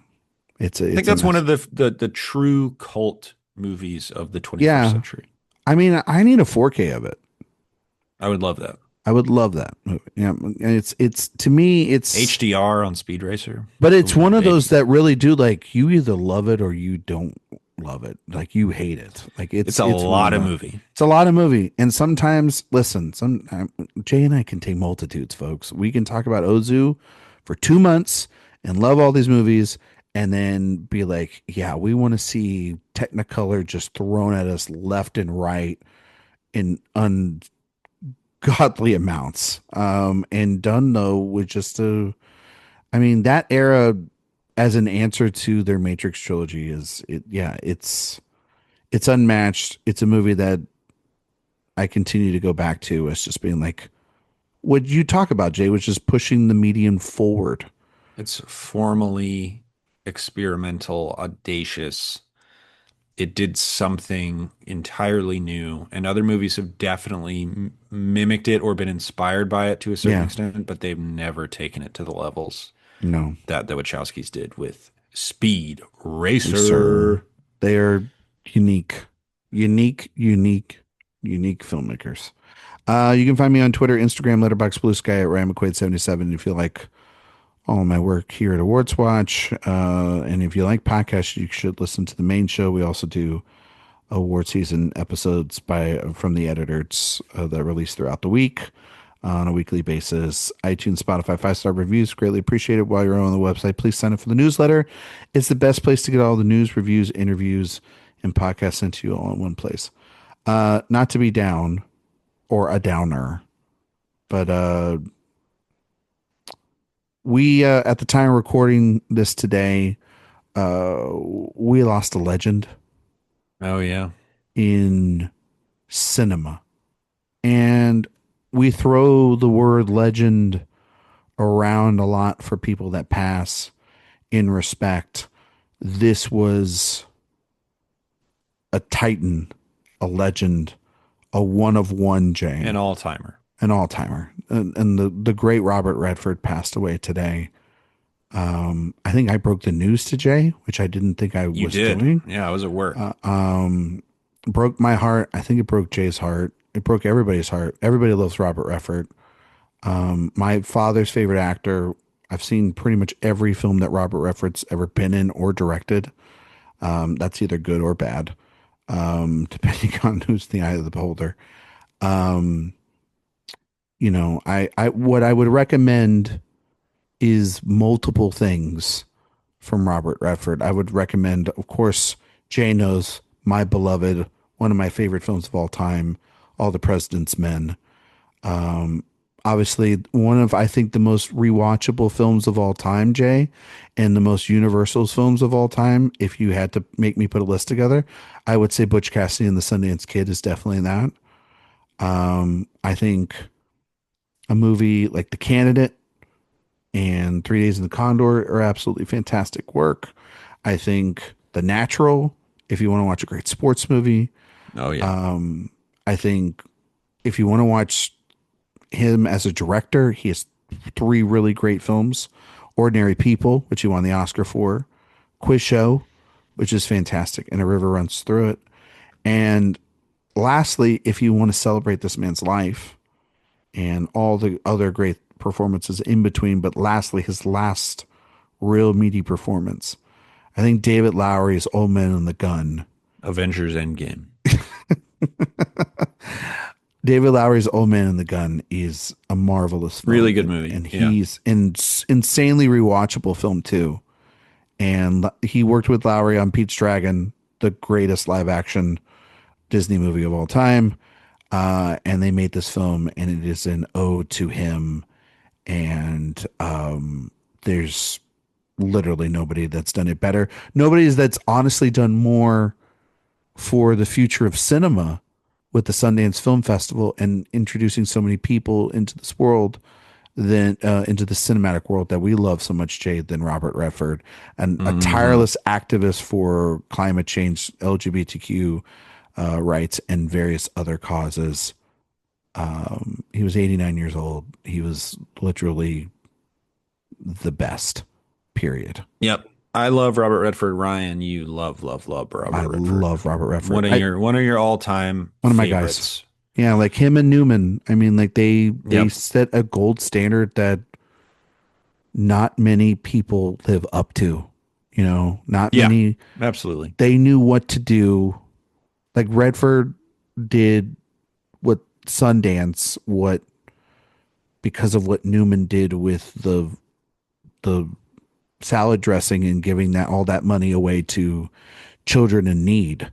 And that's, I mean, they were tireless activists, like through and through. They knew what to do with being a movie star and not have to pat themselves on the back about it. They just did the work, and they did the work on the screen and off the screen.